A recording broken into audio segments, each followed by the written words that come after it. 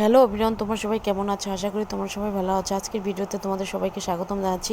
সকাল সকাল night duty করে এলাম বাড়িতে, এখন বাজে 7:30। আসার পরে দেখি এই পুচকু দুটো এখানে দাঁড়িয়ে আছে। আমার ছেলে আর আমাদের বাড়ির পুচকুটা আমার আশায় আমি কখন আসবো, তার মানে ওদের আশায় আমি বাড়ি আসবো, ওদের জন্য কিছু নিয়ে আসবো, তাই এখানে দুজনে দাঁড়িয়ে আছে। এসে জামা কাপড় দিয়ে স্নান টান করে ফ্রেশ হয়ে নিয়ে যে তুলসী গাছে জল দিয়ে এনেছি। এটা আমার সেই ছোটোবেলার অভ্যেস, স্নান করে তুলসী গাছে জল দেওয়া, বিয়ের আগের থেকেই। বিয়ের পরে সেই অভ্যেসটা রয়ে গেছে, এখনও সেটা আছে। আমার জীবনে যত যন্ত্রণাই থাক না কেন, যতই কষ্ট থাক না কেন, আমি আমার ভগবানের প্রতি কর্মটুকু আমি যতটুকু পারি ঠিকই করে যাই। আমার জীবনে এমন একটা সময় এসেছিল যখন আমার মানুষটা আমার জীবন থেকে হারিয়ে যায়, তখন আমি সবসময় মনে করতাম, ভাবতাম যে ভগবান বলতে এই পৃথিবীতে কিছু নেই। ভগবান তুমি যদি থাকতে তাহলে তুমি আমার সঙ্গে এটা কেন করলো, কেন আমার মানুষটাকে আমার জীবন থেকে কেড়ে নিয়ে গেল? আমি তো কত ডেকেছি তোমাকে, আমার মানুষটাকে ডেকেছি তোমাকে, মানুষটাকে ভালো করে দাও, ভালো করে দাও, তখন তুমি আমার কথা শুনলে না। তাই সবসময় ভাবতাম যে ভগবান বলতে এই পৃথিবীতে কিছু নেই।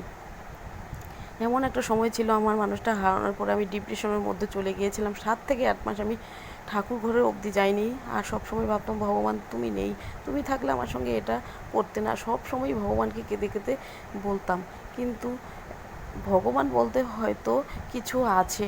তাই যে আগের ভগবানের প্রতি আগে যে আমার শ্রদ্ধা ভক্তিটা ছিল, কিন্তু সেটা কিন্তু আস্তে আস্তে তার প্রতি ফিরে এসেছে। তার ভক্তিটা ঠিক তার প্রতি আবার সে নিজেই ফিরিয়ে এনেছে। তাই সবসময় মনে হয় যে ভগবান বলতে কিছু আছে। আমার জীবনে যত কষ্ট যন্ত্রণা থাক না কেন, ভগবানের যতটুকু কর্ম করার আমি যতটুকু পারি করে যাই,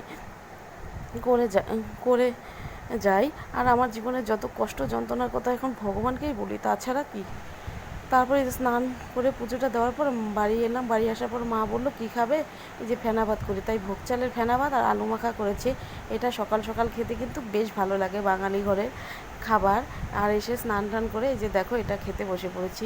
হয়তো খাওয়া দাওয়া করার পর আর একটা লম্বা ঘুম দিতে হবে, কারণ রাত্রি জাগার শরীর, হয়তো ঘুমটা না পারলে শরীরটা ঠিক ভালো লাগবে না। তাই খাওয়া দাওয়া করে একটু ঘুমিয়ে নিতে হবে। যাই হোক, আজকের ভিডিওটা এই অবধি রইল। দেখা হবো পরের কোনো